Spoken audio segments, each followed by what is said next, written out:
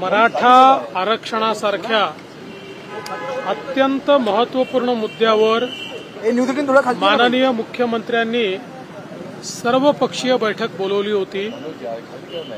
अगदी ठरवून ऐनवेळी 6 वाजता विरोधी पक्षाने म्हणजेच महाविकास आघाडीने या बैठकीवर बहिष्कार टाकला। मराठा समाजाच्या प्रश्नावर बोलायला त्यांना वेळ नाही, मात्र वडेट्टीवारांच्या घरी बसून ते निवडणुकीची बैठक करतात, त्याच्याकरता त्यांना वेळ आहे। त्यामुळे एक प्रकारे आपली राजकीय जात कुठली हेच दाखवण्याचा प्रयत्न ते करतायत।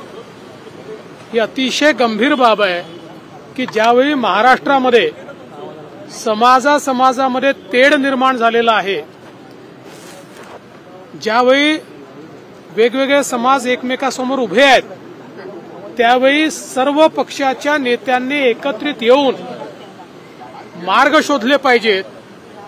अशा प्रकारची एक परंपरा असताना केवळ राजकीय फायद्याकरता दोन्ही समाजामध्ये खोटं बोलायचं आणि आपली राजकीय पोळी भाजायची, अशा प्रकारच्या मानसिकतेतून विरोधी पक्षाने आज या बैठकीवर बहिष्कार घातला।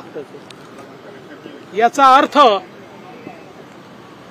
त्यांच्याकरता कुठलाच समाज महत्वाचा नाही, त्यांच्याकरता सत्ता आणि निवडणुकाच महत्वाच्या आहेत। तथापि या ठिकाणी विविध पक्षाचे नेते आले होते, त्यांनी आपापले मुद्दे योग्य प्रकारे मांडलेले आहेत। एक लार्जर कन्सेन्सस तयार करण्याचा आमचा प्रयत्न आहे।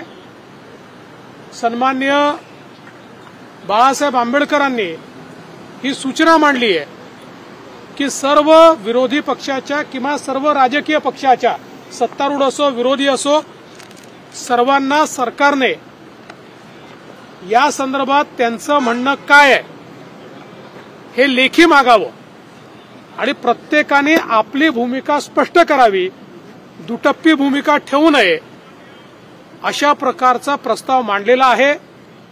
माननीय मुख्यमंत्री त्यावर योग्य प्रकारचा निर्णय घेतील। आजच्या बैठकीचा उद्देश महाराष्ट्रामध्ये जातीय सलोखा राहिला पाहिजे, विविध समाजांचे प्रश्न सुटले पाहिजेत।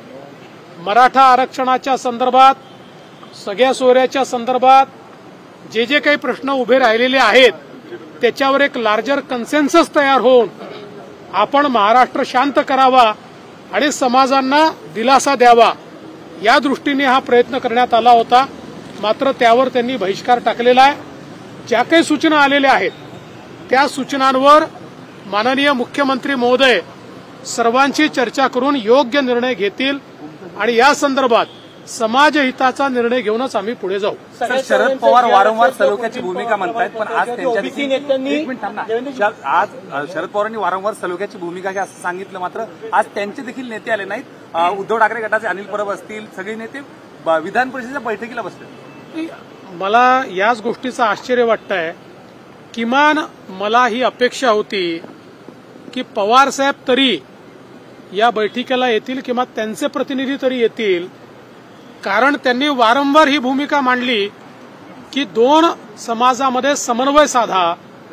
परंतु मला असं वाटतं की आजचा सगळा जो काही प्रकार आहे जाणीवपूर्वक महाराष्ट्र पेटत राहिला पाहिजे आणि पेटत्या महाराष्ट्रावर आपली राजकीय पोळी भासता आली पाहिजे, अशा प्रकारचा प्रयत्न विरोधी पक्षांनी केलेला आहे।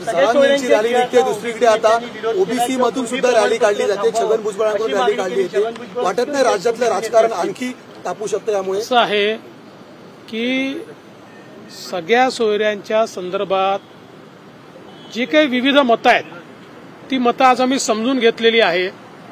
त्यात काही कायदेशीर मतं मांडण्यात आलेली आहेत, तीही समजून घेतलेली आहेत।